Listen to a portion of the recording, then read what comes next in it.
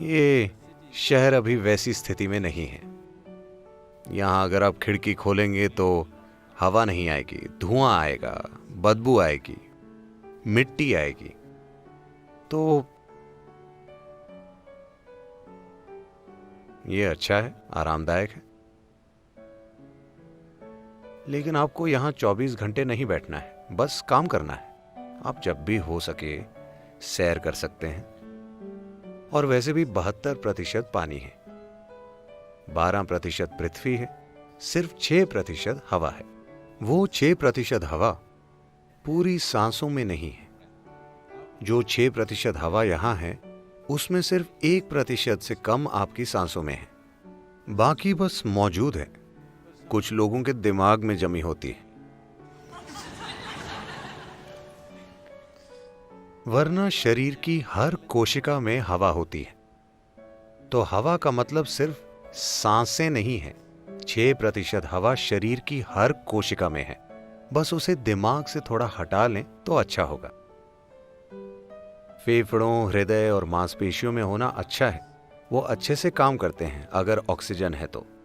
अगर ऑक्सीजन की कमी हो तो मांसपेशियां सख्त हो जाती, क्योंकि इन्हें हवा की जरूरत है, वरना ये काम नहीं करेंगी। आपको पानी का जबरदस्त ध्यान रखना चाहिए, क्योंकि ये 72% है। कहा जाता है कि अगर ये 50 मोड़ों से गुजरता है तो 60% पानी जहर बन गया है। जैसे ही ये नल में आता है, अगर आप उसे लेकर पी लें तो ये जहर की तरह काम करेगा आपके सिस्टम में। जहर रासायनिक नहीं है, ये आणविक है। अणुओं में बदलाव होते हैं, कोई रासायनिक बदलाव नहीं होते। हमेशा पानी को भरो और पूरी रात घर पर रखो, एक साफ बर्तन में जिस पर विभूति और कुमकुम लगा हो और एक फूल रखा हो। हाँ या ना? पारंपरिक घरों में कल सुबह ही उसे पिएं।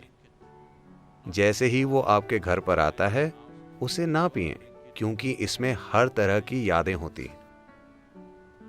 अगली चीज है भोजन, क्योंकि ये पृथ्वी है। 12% ये भी काफी है ना? तो आप में भोजन कैसे जाता है, किसके हाथों से आपके पास आता है, आप उसे कैसे खाते हैं, आप उसे कैसे जुड़ते हैं, ये सभी चीजें महत्वपूर्ण हैं।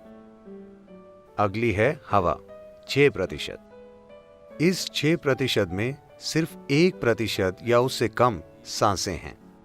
बाकी कई अलग अलग तरीकों से होती है। और ये महत्वपूर्ण है, विशेष रूप से अगर आपके बच्चे हैं तो कम से कम महीने में एक बार उन्हें कहीं बाहर ले जाएं, फालतू सिनेमा में नहीं। वहां हर किसी की बकवास हवा में सांस लेनी पड़ेगी। तो उन्हें सिनेमा ले जाने से अच्छा है उन्हें नदी पर ले जाएं, उन्हें तैरना सिखाएं, पहाड़ पर चढ़ें। पहाड़ कहाँ है सद्गुरु?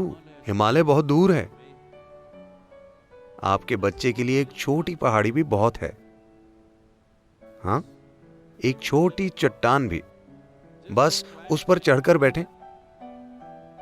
बच्चे उसका बहुत आनंद लेंगे, वो तंदुरुस्त बनेंगे, आप तंदुरुस्त बनेंगे।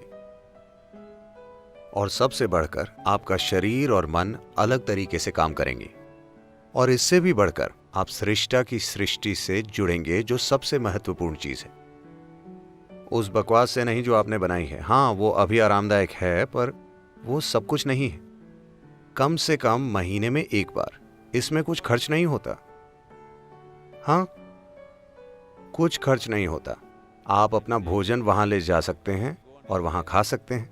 वैसे भी आपको खाना है, आपको उस पर पैसा खर्चने की जरूरत नहीं है। इससे भी अच्छा होगा अगर आप बस और कार पर भी पैसे खर्च नहीं करना चाहते तो आप सभी साइकिल चलाएं, एक पहाड़ पर बैठें, वहां पर समय बिताएं, सूरज को महसूस करें। यह बहुत जरूरी है, आपको कुछ धूप, हवा और अच्छा पानी मिले। अगर आप भोजन, पानी का ध्यान रखें। हवा हमेशा आपके नियंत्रण में नहीं होती, क्योंकि आप शहर में रहते हैं। पानी और भोजन का आप ध्यान रख सकते हैं, और आपके अंदर किस तरह की अग्नि जलती है उसका भी आप ध्यान रख सकते हैं। धूप शुद्ध नहीं हुई है ना? रोज कुछ देर धूप में रहें प्लीज। हर दिन शरीर पर कुछ धूप पड़ने दें, क्योंकि धूप आज भी शुद्ध है ना? सौभाग्य से उसे कोई भी दूषित नहीं कर सकता। और आपके अंदर किस तरह की अग्नि जलती है। क्या ये लालच की अग्नि है, नफरत की अग्नि है, नाराजगी की अग्नि है, क्रोध की अग्नि है, प्रेम की अग्नि है, करुणा की अग्नि है?